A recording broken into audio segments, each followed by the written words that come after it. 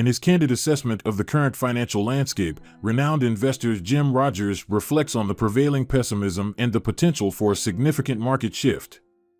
Drawing from his wealth of experience, he warns of the historical patterns that often accompany periods of extreme optimism and offers insights into where opportunities may lie. You know, there's been a lot of pessimism around, as you well know.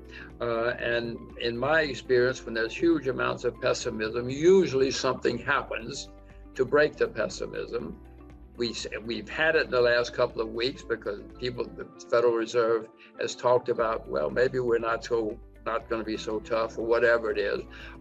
Something often happens to break the pessimism. You have a big wave of optimism and a gigantic rally. Gigantic rallies have often happened at the end of bull markets or the beginning of bear markets. So we may well have another gigantic rally, but that would probably be the last one if you ask me. Usually at the end of a long bull market, when you have a gigantic rally at the end, it's usually the end.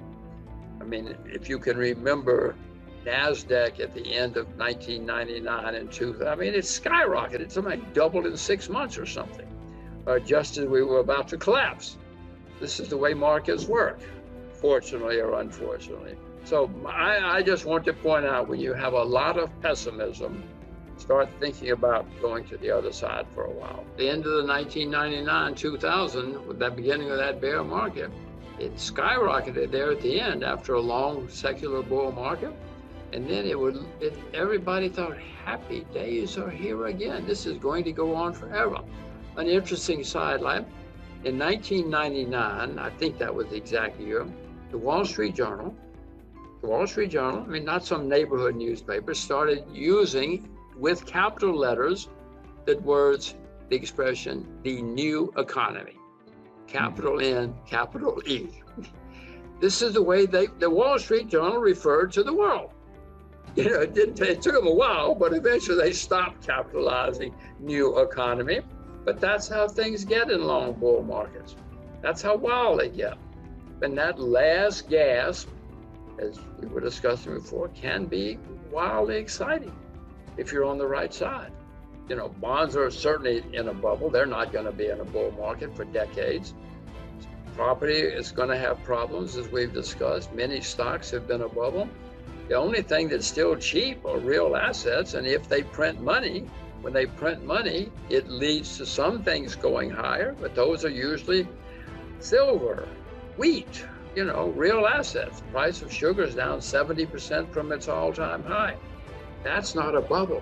Jim Rogers' observations shed light on the delicate balance between monetary stimulus and the looming debt crisis. His call for caution amidst potential market exuberance is a timely reminder of the risks associated with prolonged artificial stimulation. The price of silver is down 70% from its all-time high. Those are not bubble kind of numbers. So the only thing that is cheap that I know of, I mean, yes, there's property some places, yes, blah, blah, but the only thing as a class are real assets. And they do go up when there's a lot of money printing. And so if people know about real assets, maybe they should do more research and homework, and maybe that's a way to protect yourself. Some stocks will go up too. I mean, you know, the hot shot stocks will go up again for a while. Yes, everybody will rush in and say, hooray, happy days are here again. Amazon will go through the roof for a while. You know, 10 cent will go through the roof for a while. But in the end, usually for a while, you have a bull market in real assets. And for those who know what they're doing, be prepared. Only invest in what you know about. If you want to be successful, stay with what you know. Everybody watching this show knows a lot about something, whether it's fashion or cars or sports or something. Stay with what you know if you want to be successful. If I told you you can have 25 investments in your life, you wouldn't jump in and out of every hot shot you hear on a program or somewhere or in the newspaper, and you would be a successful investor. But many people will say, but that's boring. Be boring. If you want to be a successful investor, be boring. Don't go down to the bar on Saturday night yelling about how much Amazon you own or whatever it is. Be boring. Go to the bar on Saturday night and let them all say, oh my God, there's that guy again, talking about his boring stocks. Be boring if you want to be successful. The current assessment is, as you know, we had a big problem in 2008 or so, and then central banks and governments around the world started printing and spending and borrowing money like never in recorded history. So if you give me a few $1 trillion, I'll show you a very good time. I mean, you know, the world economy has been flooded with money and spending since then. America has never gone so deeply in debt so fast as we have done in the last decade, more than a decade now, 13 years. So yes, we're all floating on a bit of artificial stimulation. It always comes to an end, no matter how much you pump into the economy. It seems to be coming to an end. Inflation is coming back, which leads to higher interest rates. And some people are starting to say, wait a minute, this is too much debt. This is absurd. Not everybody. I mean, the Japanese are still doing it. Yeah. But some people are starting to question how much more we can do. So I'm not sure if the world has come to an end yet, but I do know it's going to come to an end eventually in the form of another bear market. And you remember 2008? We had a big problem because of too much debt. Well, Adam, look out the window. Since 2009, the debt everywhere has skyrocketed. The world has never seen anything like this accumulation of increase in debt.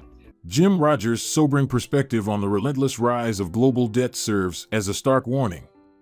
As we contemplate the potential severity of the next bear market, his insight into the implications for central bank actions and the need for prudent investment choices resonates strongly. So the next bear market has to be the worst in my lifetime. I mean, it's simple arithmetic. The debt has skyrocketed everywhere. It's going to lead to a problem someday, and maybe today is someday. Or maybe it's already in process. Given that the people in the Federal Reserve are not very smart people, you know, they're academics and bureaucrats, they mainly want to keep their job. What they will do at the first sign of some good news, and it may already be here, they will start talking about and even acting on slowing down.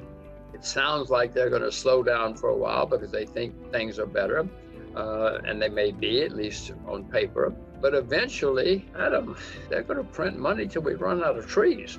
That's what all they know. If there start to be a lot of bankruptcies or even a few bankruptcies, they will get phone calls from people saying, you must save us. This is a matter of Western civilization. You must save us. They will panic and they will print more money. I don't think that in the history of the world, many central banks have said, too bad, guys, it's time for a lot of bankruptcies. Go down the tubes. That's not the way bureaucrats think. That's not the way academics think. And the end result will be not good for you and me, but it might temporarily save their jobs. We will have recessions again in the world. And the next one has to be very bad. But as I explained, 2008 was a nightmare for many of us, for many people. Since then, the debt has gone up by astonishing amounts. You cited some numbers before. Pick any numbers you want. They're terrifying. And it's continuing to get worse every day. So the next time we have a problem, I mean, Adam, it's just simple addition. Look out the window, the debt is skyrocketing everywhere, so the next problem has to be very, very bad, and it'll be the worst in my lifetime. And I'm older than you, so it'll be the worst in your lifetime too. I didn't say it'd be the worst in the world, the worst in history, or anything like that. I just said in my lifetime. If there's good news on the horizon or starts happening, it's a signal to the central banks, hey, we can ease up. We don't have to be so bad for a while. And that makes many people in the markets more enthusiastic and more confident, and we have big rallies. Jim Rogers' insights serve as a stark reminder of the cyclical nature of financial markets and the impact of unprecedented levels of debt. As investors navigate uncertain times, his advice to stay grounded in one's expertise and the potential for a final, explosive rally in real assets underscores the need for vigilance and a prudent approach to investment in an ever-evolving global economy.